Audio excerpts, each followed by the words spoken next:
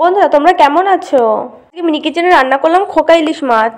রান্না করার জন্য নিয়েছি এখানে আমি বেগুন, মাছ, শস্য আর পোস্ত একসঙ্গে বেটে নিয়েছি আর লঙ্কা বাটা।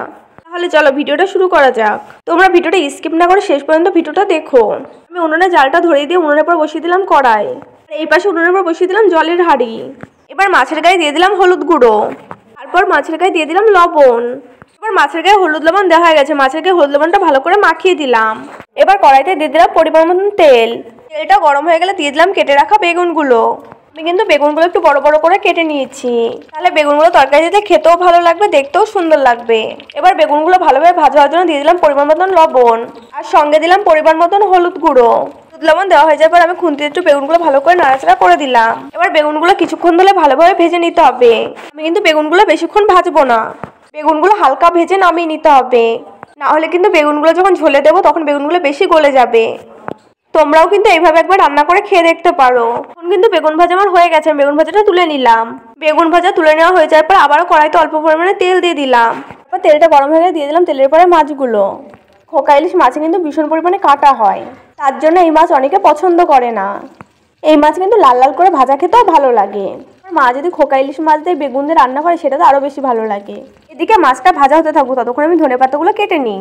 তাহলে আমার না একদম ধনেপাতার কথা মনে ছিল না, তারপরে মনে পড়েছে যে ধনেপাতা দিতে হবে তো মাছের ঝোলে, তাই পরে কেটে নিচ্ছিলাম। কিন্তু ধনেপাতাগুলো আমার কুচি কুচি করে কেটে নেওয়া হয়ে গেছে, এবার আমি বাটিতে তুলে নিলাম। দেখো মাছের কিন্তু এক পাশ ভাজা হয়ে গেছে, আর এক পাশ উল্টে দিলাম যাতে মাছটা ভালো করে ভাজা হয়ে যায়। এই মাছ কিন্তু সাবধানে উল্টাতে হবে, নয় কিন্তু মাছগুলো ভেঙে যাবে। কিন্তু মাছগুলো আমার লাল লাল করে ভেজে নেওয়া হয়ে গেছে, এবার মাছগুলো বাটিতে তুলে নিলাম। মাছগুলো তুলে নেওয়া হয়ে যাওয়ার পর কড়াইতে দিয়ে দিলাম আবার অল্প পরিমাণে তেল।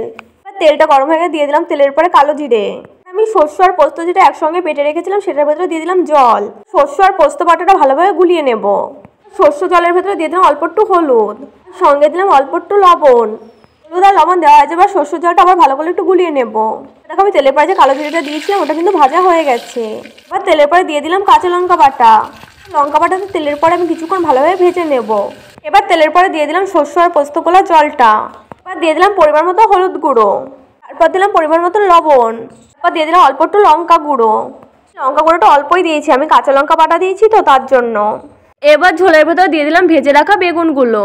বেগুনগুলো দেওয়া হয়ে যাওয়ার পর তরকারিটা কিছুক্ষণ হতে দিতে হবে।